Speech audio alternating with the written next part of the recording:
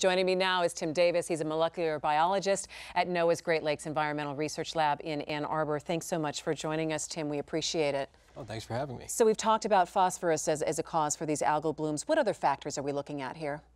Sure. Well, there are multiple factors that play into these algal blooms. A lot of research has been conducted on looking at the interaction between nitrogen and phosphorus in stimulating these blooms. Nitrogen has kind of been the redheaded stepchild, a nutrient. We don't generally talk about it, but it's there, and it can definitely promote toxicity in certain situations. So even though phosphorus is the main nutrient driving these blooms, we also need to be looking at, okay, what are our nutrient or nitrogen concentrations like? How can we mitigate these? How can we bring the nitrogen and phosphorus concentrations back to a level where Lake Erie is then a healthy ecosystem? So that's just another nutrient that we need to worry about, so that dual management between nitrogen and phosphorus is very important.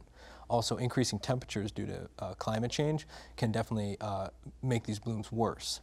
You said that you were just out on Lake Erie and doing some testing of the water just yesterday. Correct. You said, in fact. And the warning that they put out when people were not able to drink the water in the Toledo area was, don't even boil it. And for some of us who have heard water advisories before, we think, oh, if we boil water, then it's safe. Why that recommendation in this situation? Well, mainly because we're dealing with a compound, microcystin. That's the compound of concern with the Toledo water intake. Now, microcystin is heat stable. Right, so if you boil your water, you're not going to destroy the compound.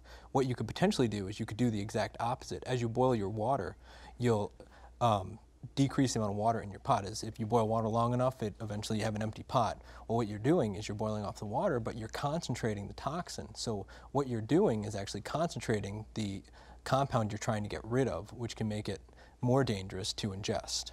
In the last question for you here, you have been working on this for years and talking about algal blooms and trying to combat them, especially in the Lake Erie area. Now we're finally getting an incident where people are paying attention or noticing or saying, hey, we have to do something about this. And at the same time, we're having legislation that could possibly help. Explain that in the next 30 seconds we have.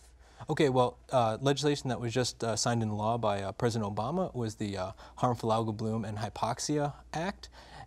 Basically what this does is it mandates funds to study harmful algal blooms, and it specifically mentions on the Great Lakes. So with that legislation, hopefully opening up some funds for researchers to go about their work to understand the ecology of these blooms, along with this recent event that brings public awareness to the severity of these blooms and how they can impact your life even if you don't live directly on the lake. These two events combined should open up some paths to be able to conduct some really nice research. Thanks so much, Tim, for joining us. We appreciate it.